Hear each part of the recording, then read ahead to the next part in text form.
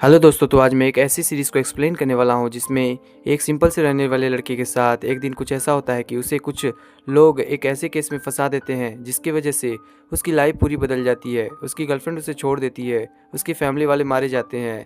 तो अब वो लड़का उनसे किस तरह से रिवेंज लेगा, हम इस सीरीज़ में देखेंगे। तो कहानी की शुरुआत होती है जुन नाम के लड़के से, जो बाइक पर बैठकर स्पोर्ट कार का पीछा कर रहा था। वो कहता है कि इसी लड़की ने मेरी लाइफ बर्बाद कर दी। और फिर कहानी उसके पास्ट में चली जाती है, जहां हम जुन को देखते हैं जो फूड डिलीवरी का काम करता है, क्योंकि उसका छोटा भाई जिन स्कूल में है। उसकी पढ़ाई के लिए जुन दिन रात बस काम करता है। वह रोज़ अपने भाई से कॉल पर पूछता है कि उसकी पढ़ाई कैसी चल रही है, खाना खाया या नहीं। यहाँ वो अपने बड़े भाई होने का पूरा फ़र्ज़ निभाता आ रहा है। बट यहाँ हम ये भी देख पाते हैं कि जुन का भी एक सपना है, जो कि खुद का एक नर्सरी शॉप खोलने का है, और वह बहुत ही जल्द उसे खोलने वाला भी है। फिर हम देखते हैं कि जुन का दोस्त भी वहाँ पर काम करता है। तभी एक रिच लड़की उसके दोस्त से टकराकर उसे गंदी गालियाँ देकर उसका खाना फेंक देती है। जुन उसे रोकता है और लड़की स्पोर्ट कार में अपने बॉयफ्रेंड के साथ भाग जाती है। जुन गुस्से में बाइक से उसका पीछा करता है और कार के आगे बाइक रोककर खाना कार में फेंक देता है और उसके पैसे मांगता है। वहाँ भीड़ बढ़ रही थी, इसलिए लड़की मजबूरी में पैसे दे देती है। यहाँ दिखता है कि जुन मेहनती के साथ साथ समझदार भी है। अब रेस्टोरेंट लौटकर वह अपने फ्रेंड को सब बताता है। तभी उसका भाई जिन दिखता है। दोनों खाना खाते हुए बहुत से बातें करते हैं। जुन जिन को बताता है कि वह जल्द ही एक प्लांट शॉप खोलने वाला है। यहाँ जिन भी बताता है कि वह भी काफ़ी टेस्ट में फेल हो रहा है, लेकिन जुन उसे सपोर्ट करता है। यहाँ दोनों अपनी माँ की बातें कर रहे थे। फिर जुन अपने 3 दोस्तों के साथ प्लांट शॉप जाता है, जहाँ जुन की गर्लफ्रेंड सूजी भी आती है। सब बहुत खुश थे, शॉप की तैयारी अच्छी चल रही थी। सूजी कहती है कि तुम दो काम मत करो, लेकिन जुन कहता है कि जब तक जिनकी यूनिवर्सिटी पूरी नहीं होती वो मेहनत करता रहेगा। रात को सूजी कहती है कि आज वह घर नहीं जाएगी, क्या हम रात में यहीं पर टाइम स्पेंड कर सकते हैं। जुन मान जाता है। अगले दिन वह सुबह ब्रेकफास्ट बनाकर काम पर निकल जाता है। जून डिलीवरी करते वक्त सीढ़ियाँ उतरता चढ़ता है। एक सूखा हुआ प्लांट देखकर उसे सनलाइट में रख देता है और एक नोट लिख देता है उसके ओनर के लिए। और फिर एक बूढ़ी औरत का भारी सूटकेस उठवाने में भी मदद करता है। रात को जून खाना खा रहा होता है, तभी एक फ़ोन बजता है। उसमें एक लड़की बोलती है कि आपको ये फ़ोन कहाँ मिला। जून लोकेशन बता देता है। लड़की पैसे का ऑफ़र करती है, तो जून उसे फ़ोन देने के लिए उसके बताए हुए सुनसान एरिया में चला जाता है। लड़की कहती है कि सामने टनल में एक बॉक्स है, फ़ोन वहीं पर रख दो और पैसा ले लो। जून ऐसा ही करता है। तभी सामने से एक बड़ा ट्रक आता है। जून डर जाता है और वापस लौट जाता है। घर जाकर वह अपनी माँ की फ़ोटो से बातें करता है और अपने भाई को अच्छा बनाने का वादा करता है। जीन आता है और वह दोनों साथ बैठकर खाना खाते हैं। लगता है शायद यह उनकी माँ का डेथ एनिवर्सरी है। रात में अब भारी बारिश होने लगती है। जून अपने पौधों को अंदर कर लेता है और सूजी को फ़ोटो भेजता है। तभी कोई ज़ोर ज़ोर से दरवाज़ा खटखटाने लगता है। जून खोलता है तो वहाँ पर पुलिस खड़ी होती है। वह जून को पकड़ लेती है और उस पर रेप और मर्डर केस लगा देती है। पूरे देश में यह खबर फैल जाती है कि एक 20 साल की लड़की के साथ गलत हुआ है और उसकी बॉडी टुकड़ों में नदी में मिली है और जून को आरोपी बताया जा रहा होता है। सूजी को अभी तक कुछ भी नहीं पता होता है, बस वह जून को ही मैसेज कर रही होती है। इधर जून पुलिस से कहता है कि मैंने कुछ नहीं किया है, लेकिन पुलिस उसकी बात मानती नहीं है। जून फॉरेंसिक टेस्ट भी देता है। उसके फ्रेंड जेल में मिलने आते हैं और उसे बताते हैं कि उसकी प्लांट शॉप को लोगों ने तोड़ दिया है, दीवार पे गालियाँ भी लिख दी हैं। जून बहुत टूट जाता है। एक लॉयर सबको चुपचाप देख रहा था, इसके बारे में हम आगे बात करेंगे। दूसरी तरफ सूजी एक लॉयर हायर करती है। जून के फ्रेंड से उसके उस दिन का हर मूवमेंट का प्रोजेक्ट तैयार करती है। सीसीटीवी टाइम में सब कुछ लॉयर देखकर बहुत खुश होता है। कोर्ट में प्रोजेक्ट दिखाया जाता है कि जून उस दिन कहाँ कहाँ गया था, लेकिन सामने वाला लॉयर कहता है कि जून जिस बिल्डिंग में डिलीवरी देने गया था उसी बिल्डिंग में वह विक्टिम भी रहती थी। जून ने कहा कि वो वहाँ प्लांट ठीक कर रहा था, इसीलिए उसे देरी हो गई थी। लेकिन कोर्ट में बिल्डिंग की फ़ोटो दिखाई जाती है जहाँ कोई भी प्लांट नहीं था। फिर सीसीटीवी दिखाया जाता है जिसमें जून एक सूटकेस खींच रहा था, लेकिन वीडियो में वह बूढ़ी औरत कहीं भी नहीं थी। उसी तरह का सूटकेस नदी के किनारे मिला था जहाँ लड़की की बॉडी मिली थी। अब इसके बाद पता चलता है कि जिस दिन लड़की का मर्डर हुआ था उसका फ़ोन उसी रात जून के पास था। जून कहता है कि उसे तो वह फ़ोन सड़क पर मिला था, लेकिन लॉयर कहता है कि लड़की तो उस समय मर चुकी थी, वह तुम्हें कॉल कैसे कर सकती है। जून यहाँ पर पागल हुआ जा रहा था। फिर क्राइम सीन का फ़ोटो दिखाया जाता है जहाँ एक ब्रेसलेट पड़ा हुआ था और वह जून का था, और यह सिर्फ सूजी नोटिस करती है और कोई नहीं। सबसे बड़ा सबूत जून का सीमन विक्टिम के बॉडी में मिला था। अब सबको लगता है कि वही अपराधी है। जून चिल्लाता है कि मैंने कुछ भी नहीं किया है, मैं निर्दोष हूँ, लेकिन अब तक सूजी भी टूट चुकी थी। और वह रोते हुए जून से उसके ब्रेसलेट के बारे में पूछती है। जून कहता है कि शायद वह कहीं गिर गया होगा, लेकिन सूजी अपना ब्रेसलेट उतार कर रख देती है और ब्रेकअप कर लेती है। जून को बड़े जेल में भेज दिया जाता है, खतरनाक क्रिमिनल के बीच में।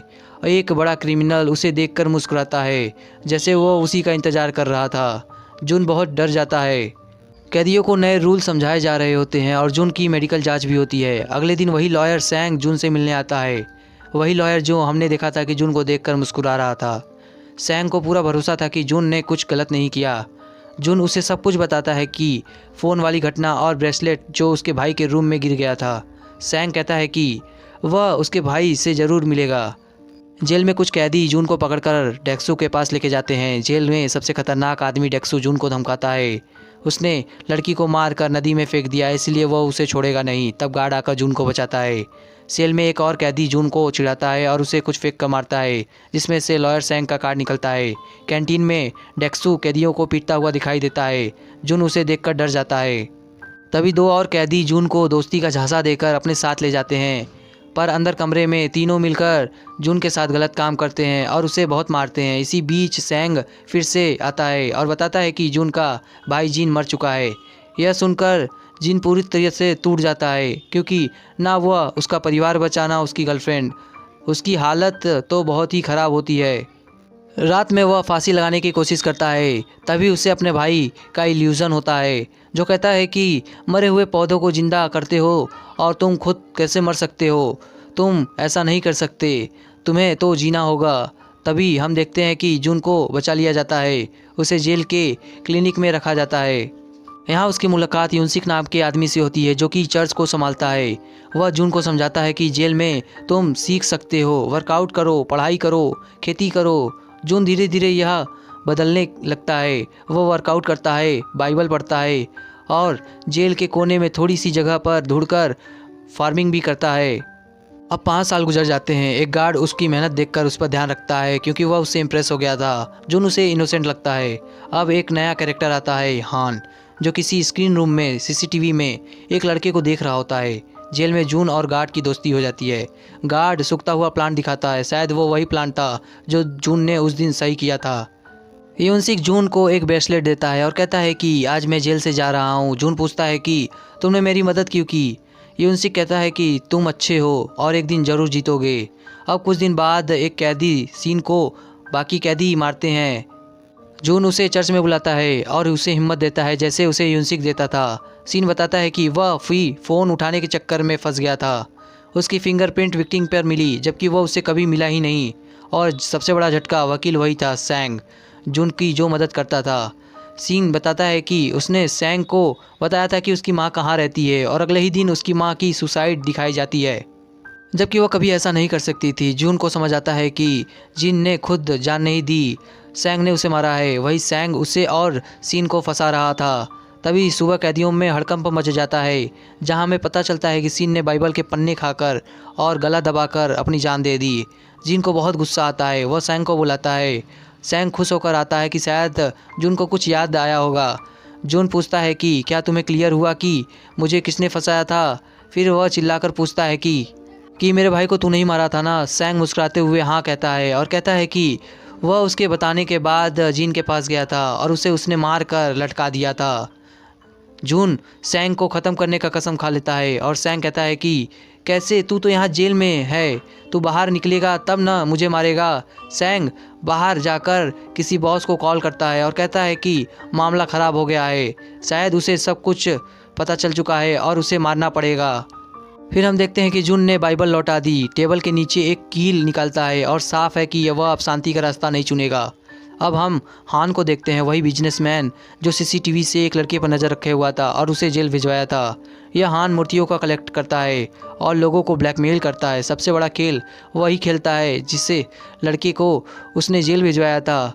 वह किसी और के लिए अपराध का सज़ा काट रहा था। हान उससे असली क्राइम वाले अमीर बाप से बात करता है और बताता है कि जिसने गुनाह अपने ऊपर लिया था अब उसने बाइबल के पन्ने खाकर खुदकुशी कर ली थी। इसके बाद हान की मीटिंग होती है जहां हम पर सैंग वही लॉयर कॉल करता है। सैंग कहता है कि जून को सब पता चल चुका है, उसे ख़त्म करना पड़ेगा। हान फौरन उसे डॉक्टर किलर को कॉल करता है, वही आदमी जो लोगों को काट कर मार देता था। जेल में जून पर फिर से डेक्सू के गुंडे हमला करते हैं और जून बोलता है कि आज नहीं मार पाओगे। इसके बाद वहाँ एक लंबी फाइट चलती है। जून सबको बुरी तरह से पीट देता है। तभी डेक्सू आता है और जून कहता है कि आज के बाद मुझसे पंगा मत लेना। वही दूसरी तरफ यूनसिक, वही चर्च वाला कैदी जो बाहर निकल गया था, एक स्टोर चलाता है। उसकी बेटी यून भी और उसकी फ्रेंड भी स्टोर पर आती है। यून भी उससे पैसे लेती है और उसके साथ जून की फ़ोटो देखकर बोलती है कि अच्छा, जेल में तुमने फैमिली बना ली है, तुम्हें क्या लगता है तुम्हारे गुनाहों के लिए भगवान तुम्हें माफ़ कर देगा। वो पैसे लेकर वहाँ से चली जाती है। इसके बाद चर्च फादर आकर यूनसिक को बताते हैं कि जून ने बाइबल वापस कर दी है। यूनसिक को शक होता है कि जून अब कुछ तो बड़ा करने वाला है। दूसरी तरफ जेल में खबर फैल जाती है कि जून ने डेक्सू के लोगों को पीटा है और उसे धमकाया है। डेक्सू की इज्जत पूरी तरह से गिर जाती है। गुस्से में कैदियों को वह पीट देता है। इसी बीच एक नया खतरनाक कैरेक्टर आता है, टैटू मैन, जो खुद ही एक बड़ा गुंडा है और डेक्सू का दुश्मन भी है। डेक्सू उसे थप्पड़ मारता है और टैटू मैन हंस के कहता है कि बस इतना कमज़ोर हो। गार्ड्स डेक्सू को पकड़कर ऑफिस में ले जाते हैं जहां वह ऑफिसर कहता है कि जून को मारने के लिए बाहर से लोग आने वाले हैं, तुम उससे दूर ही रहना। दूसरी तरफ जून से मिलने यूनसिक आता है। यूनसिक पूछता है कि बाइबल उसने क्यों लौटाई। जून कहता है कि मैं बेगुनाह हूँ और यहाँ से भागने वाला हूँ, और यूनसिक उसे जेल का मैप देता है। जून यहाँ हर चीज़ नोटिस करता है, जैसे गेट का गार्ड्स, टाइमिंग, रास्ते, कमरे, सब कुछ उसे पता चलता है कि बाहर निकलने का रास्ता जोन बी से है, जबकि वह अभी जोन ए में है। और दूसरी तरफ रास्ते में डेक्सू का आदमी जून को सेल में आता है और वह उस पर हमला करता है। दोनों कोई ज़ोरदार फाइट होती है। सुबह जब वह बाहर निकलता है तो डेक्सू को उम्मीद थी कि उसका आदमी बाहर आएगा, लेकिन पहले जून निकलता है। मतलब जून ने रात में ही उसे अच्छी तरह से धोया था। अब लंच में जून डेक्सू से भिड़ जाता है। जून कहता है कि तूने आदमी क्यों भेजा था, मुझसे माफ़ी मांग। डेक्सू माफ़ी नहीं मांगता है तो जून उसे चिढ़ाता है कि तेरी बहन को तूने खुद नुकसान पहुंचाया था, दूसरी लड़कों ने नहीं। डेक्सू यहाँ पर पागल होकर उस पर हमला करता है और गार्ड्स दोनों को अलग कर देते हैं। यह जून का ही प्लान था। उसका प्लान सक्सेसफुली होता है। उसका सेल बदल देते हैं और टैटू मैन और उसके आदमी यह देखकर हंसते हुए कहते हैं कि ये दोनों जोकर्स हैं। अब जून ने फार्मिंग वाले गार्ड से कुछ चीज़ें मंगवाई थी। वह उन्हें मिट्टी के नीचे गमलों में छुपा देता है ताकि वह चुपके से उसकी चाबी बनाकर तैयार कर सके। अब जून जोन बी के एक आदमी को पीट कर गायब कर देता है। इससे वहाँ एक जगह खाली हो जाती है। गार्ड पूछता है कि जोन बी में कौन जाएगा। जून हाथ उठाता है और चला जाता है। यही उसका रास्ता था भागने का। दूसरी तरफ कैदियों को वैक्सीन लगाई जा रही थी, लेकिन वह असल में वही डॉक्टर किलर था जो जून को जहर देने के लिए आया था। लेकिन जून उस समय गैरेज में कार ठीक कर रहा था। वही मौका पाकर वह अपनी चाबी बनाता है और छुपा देता है। शाम को ऑफिसर जून से कहता है कि आज फाइट है, मैंने तुम्हारे ऊपर पैसे लगाए हैं, तुम्हें जीतना पड़ेगा। उससे जून की जगह वैक्सीन के लिए किसी और को भेज दिया था। फिर यहाँ पर फाइट शुरू होती है। जून अकेले सबको पीट देता है। वह जैसे ही जीतता है तुरंत भागने की कोशिश करता है। अब जून भाग ही रहा होता है कि वही गार्ड और डॉक्टर उसके सामने आ जाते हैं। गार्ड कहता है कि जून तुम्हारी वैक्सीन बाकी थी, चलो लगवा लो।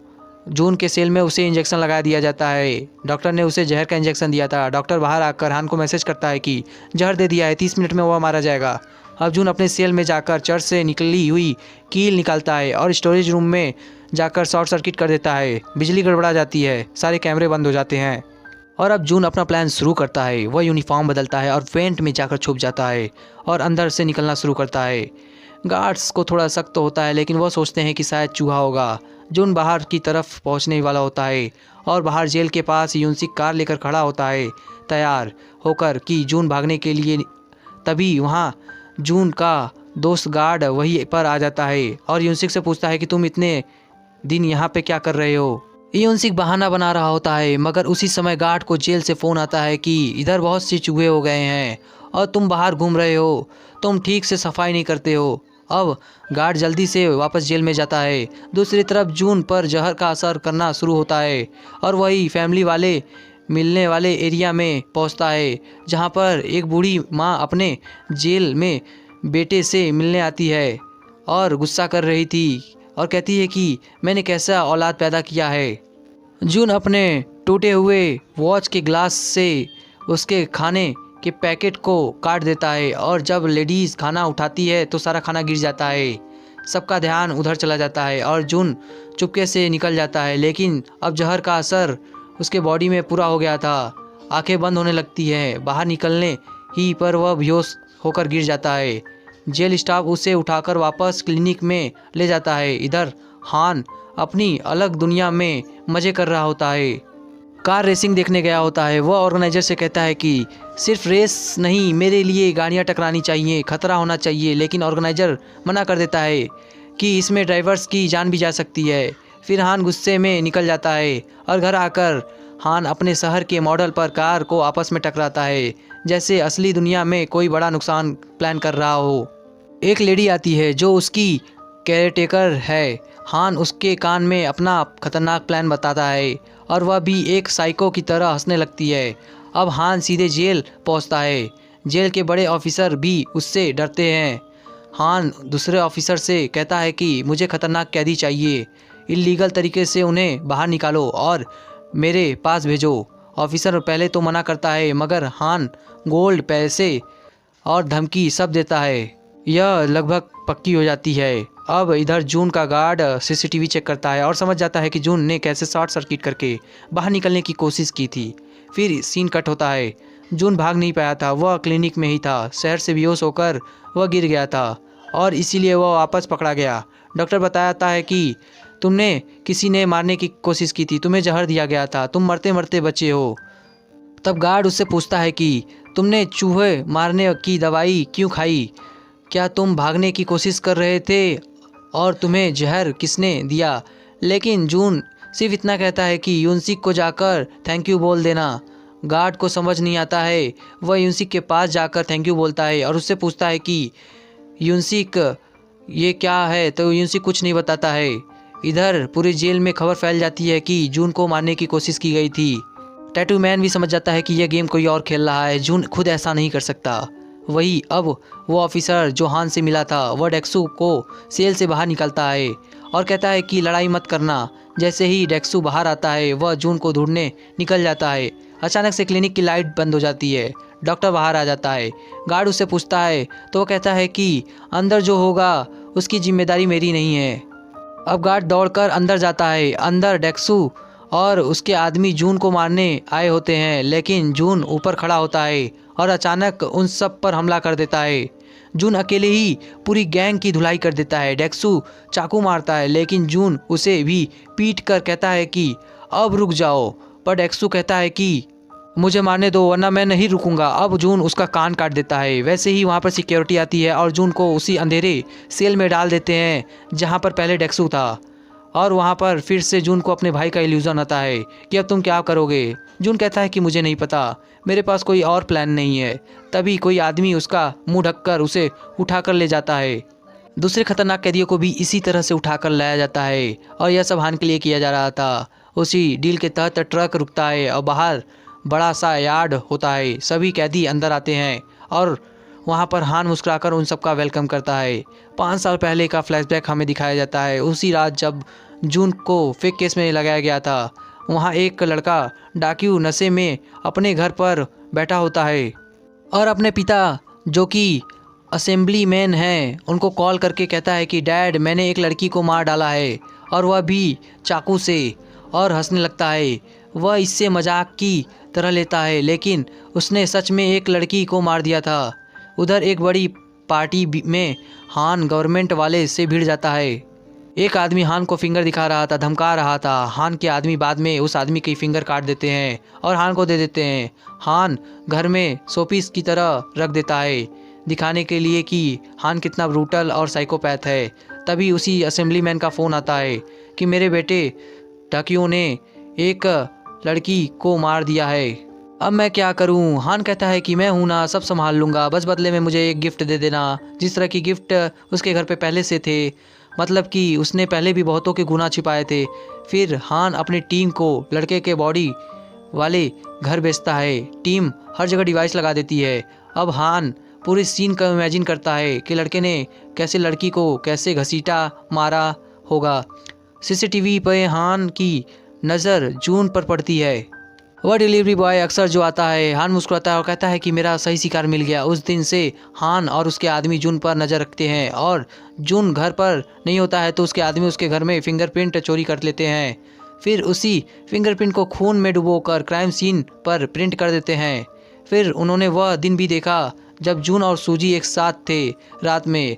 उनके कचरे से उसे वो चीज़ भी चुराया और उसका सीमन लिया उसी लड़की के शरीर के अंदर उसने डाल दिया और जून को रेप और मर्डर के केस में फंसा दिया था। जून का ब्रेसलेट भी उन्होंने उसी रात उसके कमरे से उठाया था, जो जून के भाई को मारकर छीन लिया जाता है और उसे क्राइम सीन पर रख दिया गया था। अब बस क्या था, जून पूरी तरह से फंस गया था। यह कहानी वापस प्रेजेंट टाइम में आती है। सारे कैदियों को हान के पास लाया जाता है। सबको सालों बाद इतना अच्छा खाना मिलता है कि वह उस पर टूट पड़ते हैं। जून समझ नहीं पाता है कि यह सब क्या चल रहा है और रात को जून भागने की कोशिश करता है। वह लगभग निकल ही जाता लेकिन गार्ड उसे पकड़ लेता है। तभी सामने से हान आता है और उसे कहता है कि तुम क्यों भाग रहे हो, तुम सबको यहाँ लाने के लिए मैंने कितने मेहनत की है पता भी है तुम्हें। चलो आकर मेरी गाड़ी में बैठो, कल एक स्पोर्ट गेम है, तुम्हें तैयार रहना होगा। जून पूछता है कि तुम हो कौन और यह सब क्यों कर रहे हो। हान बस मुस्कुराता है और कहता है कि कल सुबह सब कुछ पता चल जाएगा। जून का सेलमेट उससे दोस्ती करने की कोशिश करता है, ज़बरदस्ती उसे खाने के लिए ले जाता है और वहाँ फिर डेक्सू और उसके गुंडे भी जून को मारने की कोशिश करते हैं। जून तैयार भी हो जाता है लड़ाई के लिए, वह बोतल तोड़कर तैयार था, लेकिन तभी हान अपने गार्ड्स को भेजकर लड़ाई रुकवा देता है। अगले दिन वही सीन हमने जो देखा था। हान सबको बताता है कि यह जगह एक रेस ट्रैक है। एक आदमी चिल्लाता है कि मैं भाग जाऊंगा, मैं यहाँ पे नहीं रहूँगा, मैं तुम पर केस करूँगा। हान बिना सोचे समझे उसे गोली मार देता है। बाकी सब डर जाते हैं। हान कहता है कि आज मौत की रेस होगी, रूल सिर्फ एक ही है कि कोई रूल नहीं है, जो जीतेगा उसे 5 बिलियन वॉन मिलेंगे। सबके शर्ट पर नंबर लिखे होते हैं। उन्हें नंबर वाले गैराज में जाकर कैदी अपनी कार ढूंढते हैं और रिपेयर करना शुरू कर देते हैं। इधर डाकियो भी अपनी एक नई गर्लफ्रेंड के साथ वहाँ पहुँचता है। डायरेक्टर उसे बता रहा होता है कि कैसे हान उसे हर बार उनके गुनाहों से बचा लेता है। दोनों हान से मिलते हैं और हान कहते हैं कि यह रेस नहीं, एक मौत का खेल है, शायद कोई भी फिनिश लाइन तक ना पहुँचे। यह गेम डार्क वेब पर भी लाइव दिखाई जाएगी, जहां दुनिया भर के लोग वोटिंग करेंगे। हान बहुत पैसे कमाएगा प्लस मज़ा भी लेगा। सभी कैदी अपनी अपनी कार लेकर रेस के लिए तैयार होते हैं। किसी को ख़राब कार मिलती है तो किसी को महंगी रेसिंग कार। जून का सेलमेट उसको अपनी शानदार रेसिंग कार दिखाता है और पार्टनर बनने के लिए ऑफ़र करता है, लेकिन जून मना कर देता है और कहता है कि अगर वह जीत गया तो पैसे अपनी दादी को दे देना। वह बहुत परेशान रहती हैं। सेलमेट चौंक जाता है कि जून उसकी दादी को कैसे जानता है। तब हमें याद आता है कि ओल्ड लेडी जिसका जून ने खाना गिराया था वह इस आदमी की दादी थी। अब चोरी छुपे टैटू ने भी अपने आदमियों से बोल दिया था कि देखो हम मिलके खेलेंगे, मैं तुम लोगों को लीड करूँगा। फिर वह हान से मिलने की रिक्वेस्ट करता है। हान रिक्वेस्ट एक्सेप्ट करके उसे बुलाता है। हान के साथ वह काम करना चाहता था, लेकिन हान उसका बायोडाटा चेक किया था कि वह टैटू एक नंबर का झूठा और मक्कार आदमी है। धोखा देना उसकी फितरत में है। तो हान यहाँ पर बोलता है कि मैं तुम पर भरोसा कैसे करूँ तुम्हारे ऊपर। टैटू बोलता है कि तुम मेरा यकीन करो, मैं तुम्हारे साथ लॉयल रहूँगा। हान कहता है कि ठीक है, मैं इसके बारे में सोच कर तुम्हें बताऊँगा। फिर इससे मिलने डेक्सू भी आता है, जो उसे साफ साफ कहता है कि मुझे तुम्हारे पैसे नहीं चाहिए, तुम्हारे एक गार्ड को मुझे मारना है। हान हंसते हुए कहता है कि तुम खेल के मैदान में कुछ भी कर सकते हो, अगर तुम बाहर करोगे तो तुम क्रिमिनल कहलाओगे। तुम्हें भी जो करना है तुम खेल के मैदान में कर सकते हो, कोई भी तुम्हें नहीं रोकेगा। फिर हमें को एक कैदी दिखते हैं जो दूसरे कैदी से मारपीट कर रहा था। ज़बरदस्ती उसकी कार छीन कर चला जाता है, जो कि काफ़ी थोड़ी अच्छी थी। टैटू भी यह सब देख कर रहा होता है और उसे समझ आता है कि यहाँ तो कोई भी रूल नहीं है, जैसा कि हान ने बताया था। उधर सेलमेट भी अपनी कार जून को दिखा रहा होता है और उसकी कार भी वो चला के देखता है और कहता है कि यह तो कूड़ा है। पर सेलमेट कहता है कि तुम मेरी कार से जलो मत। जून कहता है कि इसमें तो बहुत फिक्स करना पड़ेगा। अचानक से सभी कैदी बगावत कर देते हैं। ताकतवर कैदी कमज़ोर को पीटकर उनकी कारें छीन लेते हैं। टैटू भी सेलमेट की कार हथियाने आता है, लेकिन जून और सेलमेट भाग जाते हैं। डेक्सो भी सब कुछ देख रहा होता है और वह भी मैदान में उतर जाता है।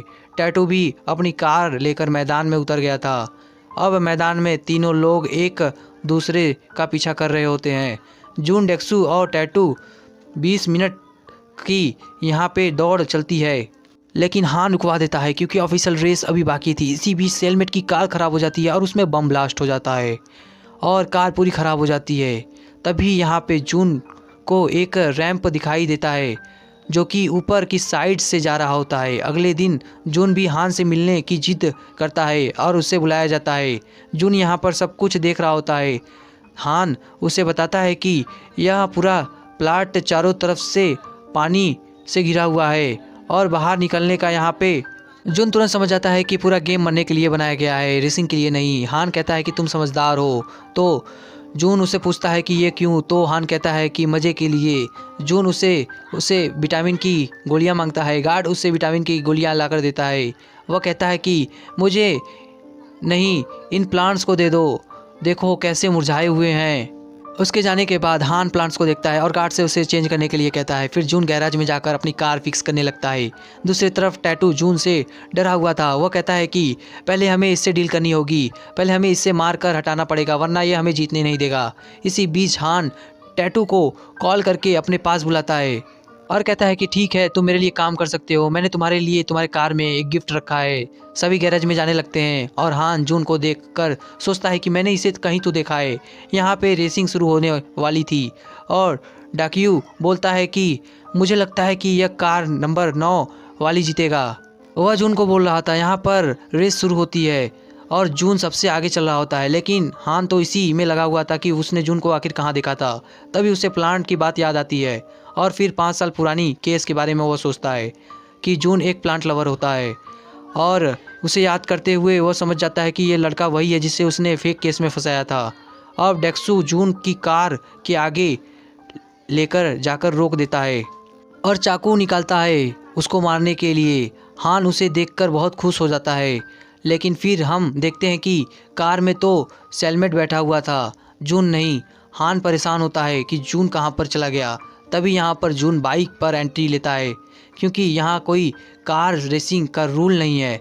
जून बाइक फ्लाइंग करके आगे निकल जाता है और उसने बाइक पर सिलेंडर बांधा हुआ होता है। टैटू भी उसके पीछे पड़ गया था। हान टैटू से कहता है कि मैंने कार में तुम्हारे लिए एक गिफ्ट रखा था, तुम उसे यूज़ करोगे। तो गिफ्ट एक गन होता है। टैटू अब जून पर फायर करने लगता है, लेकिन जून का सिलेंडर टैटू की कार के नीचे आ जाता है और कार पलट जाता है और हान अनाउंसमेंट करता है कि तुम सब कार वाले उस बाइक वाले को पकड़कर एलिमिनेट करो। सारे के सारे लोग जून के पीछे पड़ जाते हैं। जो भी जून को मारेगा मैं उसे 10 बिलियन वॉन दूंगा, जो अपनी प्राइज मनी से डबल होगा। डेक्सू भी बाइक से टक्कर मारकर जून को गिरा देता है और वह उससे लड़ने लगता है। बाकी कार्स भी आकर जून को तेज़ी से टक्कर मारती हैं। जून डेक्सू को मार के बेहोश कर देता है और हान का दिमाग अब ख़राब हो रहा था। वह टेबल के नीचे से स्नाइपर निकालता है और जून के ऊपर तान देता है, लेकिन उसकी चलाई हुई गोली दूसरे कैदी को जाकर लगती है। अब जून यहाँ पर बाइक लेकर भागने लगता है। हान ने अपने सभी आदमियों को उसके पीछे लगा दिया था, लेकिन जून ने अपनी सिलेंडर से कार को ब्लास्ट कर दी थी, जिससे बहुत बड़ा धमाका होता है और वह उसी रैंप के ऊपर बहुत तेज़ी से बाइक चलाता हुआ जाता है। हान तो समझ ही गया था कि आखिर वो यहाँ पर रास्ता देखने के लिए आया था। जून यहाँ तेज़ी से बाइक उछाल देता है और हान उसे यहाँ पर बंदूक ताने खड़ा रहता है और दोनों एक दूसरे को घूर रहे होते हैं और ये एपिसोड यहीं पे एंड हो जाता है। तो गाइज़, आपको ये वीडियो कैसा लगा और आगे क्या होगा उसको जानने के लिए हमारे चैनल को ज़रूर से सब्सक्राइब करें और मिलते हैं नेक्स्ट वीडियो में। फ़िलहाल के लिए till then tata bye bye.